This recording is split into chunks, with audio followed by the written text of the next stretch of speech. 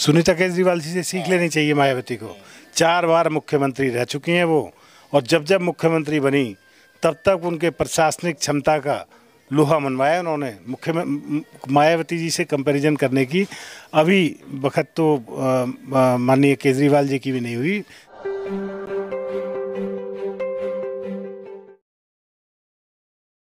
आम आदमी पार्टी के पूर्व मंत्री और बीएसपी नई दिल्ली लोकसभा से प्रत्याशी राजकुमार आनंद जी ने बहुत से आरोप लगाए हैं आम आदमी पार्टी के ऊपर स्वाति मालीवाल के प्रकरण को लेकर। सर, क्या लग रहा है पूरे मामले में क्या कुछ हुआ है, क्योंकि आपने बहुत संगीन आरोप लगाए उनके ऊपर? देखिए, मैंने कोई आरोप नहीं लगाया। पहली बात तो जो कुछ हुआ है मैंने आपके सामने रखा है, आपको भी पता है। जो उस दिन हुआ है वो बहुत ही शर्मनाक हुआ है, और मतलब इससे ज़्यादा शर्मनाक कुछ हो ही नहीं सकता। एक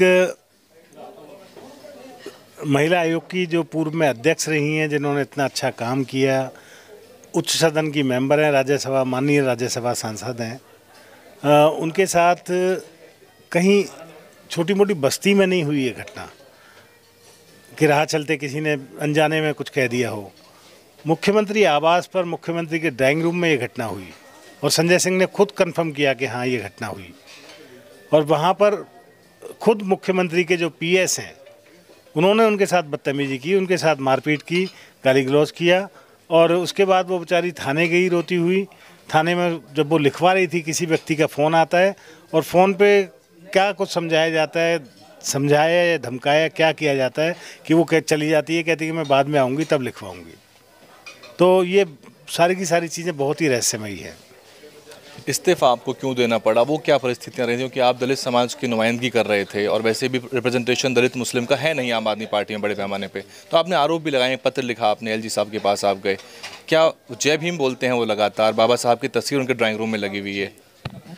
देखिए, ये हुआ यूँ था कि बहुत पुरानी स्टोरी है, उनको छोड़ देते हैं। कट शॉर्ट में ये है कि बाबा साहब की फ़ोटो लगाते हैं और बात करते हैं कि हम बाबा साहब के लिए काम करेंगे। मैं जिस दिन मंत्री बना था, मैंने मुख्यमंत्री जी से एक ही बात कही थी, मेरे साहब दलितों के लिए काम कर लेना। मैं सच्ची बात बता रहा हूँ, मैं अपने बच्चों की कसम खा के कह रहा हूँ कि मैंने मुख्यमंत्री जी को एक ही बात कही थी कि मुझे कुछ नहीं चाहिए, मुझे काम करने देना। जो भी काम कर रहे हो उसमें परफॉर्मेंस मेरी दिखनी चाहिए, और मुझे वाकई नहीं चाहिए, मुझे कोई मंत्री पद नहीं चाहिए, ना कोई MP MLA चाहिए, कुछ भी नहीं चाहिए। तो कह रहे हाँ मैं काम करा दूँगा। अगर वो सुनेंगे ये, और उनको एहसास होना चाहिए कि हाँ ये ठीक कह रहा है। तो लेकिन जब मैंने महसूस किया, जब तक छोटे मोटे काम होते रहे, फाइलें बनती हैं, फिर कैबिनेट नोट बनता है, वो वहाँ जाता है, इस सब में ना 6-8 महीने, 9-10 महीने निकल जाते हैं। वो निकलते गए। जब वो करने का नंबर आया तब इन्होंने आंखें बदल ली। तब मैंने स्टडी करता रहा। स्टडी करने में पता लगा कि दलितों के हक का पैसा, मजदूरों के हक का पैसा ये उनको नहीं देते। हालत ये है कि अगर 2,500 करोड़ रुपया एक साल में दलितों के लिए एलोकेट होता है, ये सब एविडेंस हैं। चूँकि अभी मैं मंत्री हूँ टेक्निकली, और पद और गोपनीयता की शपथ ली होती है, मैं आपके सामने एविडेंस नहीं रख सकता, मेरे पास सारे एविडेंस हैं। अगर मान लीजिए 2,500 करोड़ रुपया एलोकेट हुआ, उसमें से सिर्फ 576 करोड़, सॉरी मान लीजिए 576 में बोल रहा हूँ तो वो पूरा हो गया ना, तो 550 करोड़ रुपया आप खर्च करोगे 2,500 करोड़ में से। तो ये गलत है ना, आटे में नमक तो चलता है, ये कौन सा है? अनुसूचित जाति आयोग दिल्ली में है नहीं। तीर्थ यात्रा मुख्यमंत्री योजना जो है, सवाल यह है कि तीर्थ यात्रा मुख्यमंत्री योजना में बोध गया का नंबर नहीं आया अभी तक, और इसके अलावा जय भी मुख्यमंत्री प्रतिभा विकास योजना भी एक तरह से डंप पड़ी हुई है। तो आपने ये बातें रखी थी मुख्यमंत्री के साथ? 17 पॉइंट है मेरे। एक ये दलितों का पैसा जो डाइवर्ट कर दिया गया, और अपने इलेक्शनों में, अपने बाकी खर्चों में तुम लोग डाल देते हो। आज जो भी समस्या है वो दलितों की बस्तियों में ही होती है। आज समस्याएं पोस्ट कॉलोनियों में तो ठीक हो रही हैं। कहते हैं कि हमें वोट देता है गरीब आदमी, वोट देता है दलित आदमी। आज झुग्गियों में जाके देखो, दलितों की बस्तियों में जाके देखो, वहीं काम नहीं होते। वहीं सीवर की समस्या है, वहीं पानी की समस्या है, वहीं सड़कों की समस्या है, वहीं गलियों की समस्या है, वहीं चौपालों की समस्या है। तो फिर तुम वोट लेने के लिए गरीबों को सिर्फ काम करते रहते हो, और काम नहीं करते रहते, बातें करते रहते हो। जैसे आपने तीर्थ यात्रा की बात करी, अच्छी स्कीम है, लेकिन आज 100 ट्रेनें चल गई। हम इंक्लूसिव सोसाइटी में रहते हैं, रामेश्वरम भी हमारा है, हम ये नहीं कहते कि नहीं साहब मेरा नहीं है। लेकिन आपने 100 चला दी तो एक तो बोध गया के लिए या अंबेडकर बाबा साहेब के जन्म स्थल पे या कर्म भूमि में कहीं चलाओ।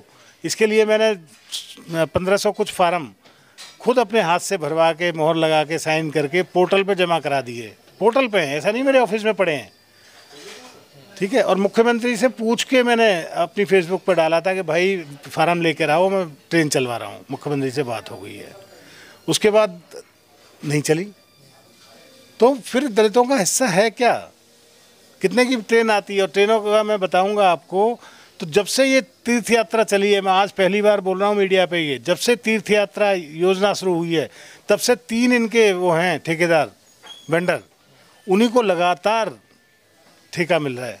जबकि पूरी बहुत जगह चल रही है, बहुत सारी स्टेट में चल रही है ये तीर्थ यात्रा, इकलौते में नहीं चल रही। कहीं ऐसा नहीं होता कि एक बार जिसको मिल जाए उसको दोबारा दें, लेकिन इसका खुलासा फिर कभी करेंगे। एक बड़े पत्रकार कह रहे थे कि बहन मायावती को सीख लेनी चाहिए सुनीता केजरीवाल जी जिस तरह से वो खड़ी। आकाश वाले प्रकरण पर उनका बयान था, क्या कहना चाहेंगे आप? सुनीता केजरीवाल जी से सीख लेनी चाहिए मायावती को। 4 बार मुख्यमंत्री रह चुकी हैं वो, और जब जब मुख्यमंत्री बनी तब तक उनके प्रशासनिक क्षमता का लोहा मनवाया उन्होंने। मायावती जी से कंपैरिजन करने की अभी वक्त तो माननीय केजरीवाल जी की भी नहीं हुई। सुनीता मैडम तो अभी नई आई हैं। आखिरी सवाल, आप जो प्रदर्शन की बात कर रहे हैं, ये पार्टी की तरफ से होगा, पार्टी के बैनर तले होगा, किसके बैनर तले होगा? सब करेंगे, सारे आमजन करेंगे इसको।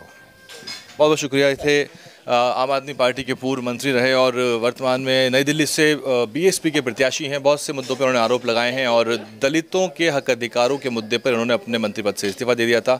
अब फिलहाल चुनाव मैदान में है। इस पूरे विषय पर क्या कुछ आपका सोचना है, कमेंट करिए, बने रहिए हमारे साथ। DNN हिंदी को सब्सक्राइब करने के लिए दबाएं लाल रंग का सब्सक्राइब बटन और घंटी का बटन दबाकर ऑल नोटिफिकेशन पर क्लिक करें।